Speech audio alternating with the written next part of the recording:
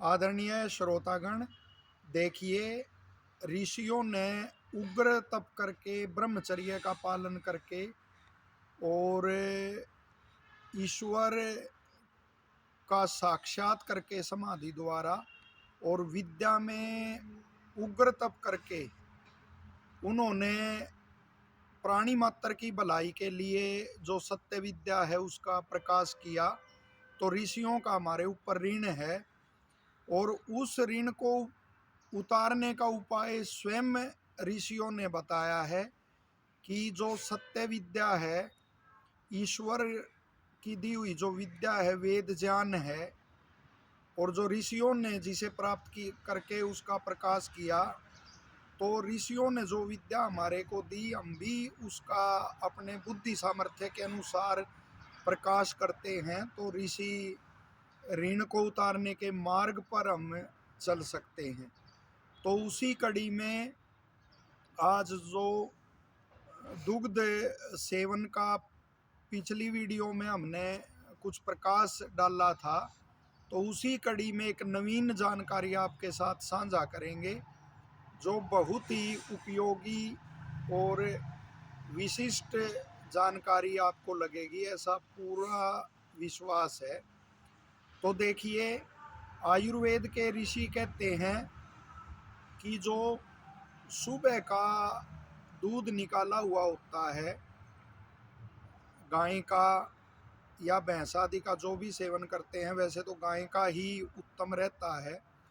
तो जो भी सुबह दूध निकाला जाता है तो वो कहा है वो भारी होता है, शीत होता है और विष्टम्भजनक होता है, यानी वायु को रोकने वाला होता है, अफारा आदि करने वाला होता है। और जब वायु कहीं पर रुकती है, अफारा होता है, तो वो मलमूत्र आदि निकलने की प्रक्रिया या और जो वायु की वो है प्रक्रिया ठीक ढंग से नहीं होती, उससे अरुचि भी हो सकती है, कब्ज भी हो सकती है, वमन भी हो सकती है और भी रोग हो सकते हैं।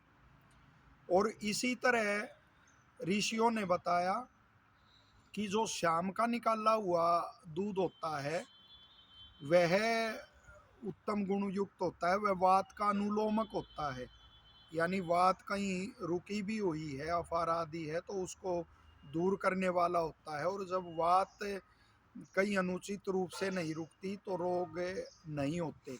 और साथ ही कहा है वह दूध जो थकान होती है उसको मिटाने वाला होता है और नेत्र ज्योति के लिए हितकर होता है। यह आर्ष ज्ञान बता रहे हैं आपको, जो आयुर्वेद के ऋषि व्यक्त करते हैं।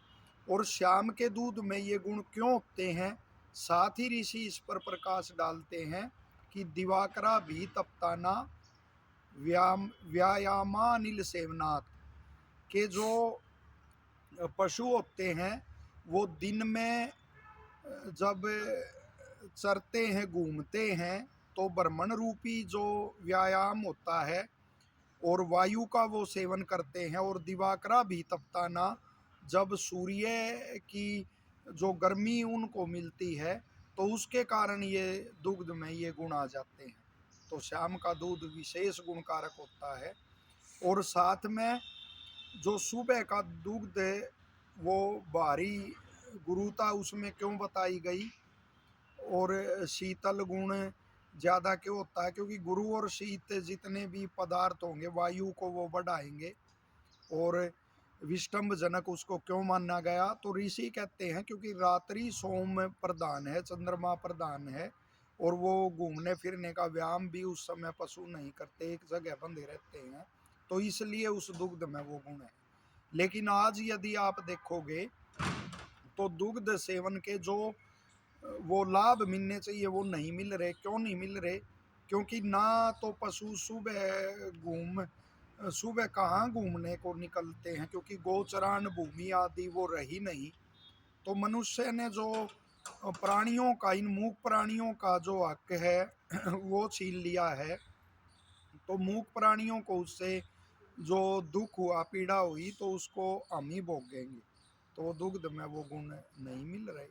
तो वो गोचरान भूमि का ज़्यादा से ज़्यादा वो संरक्षण होना चाहिए। सरकारों को और सभी राजनीतिक दलों को मिलके इस पर चिंतन करना चाहिए। इसे गांव भी स्वावलंबी बनेंगे पशुपालन आदि के द्वारा, और दुग्ध में भी वो उत्तम गुण आएंगे। तो देखिए ऋषियों की कैसी विशिष्ट विद्या है।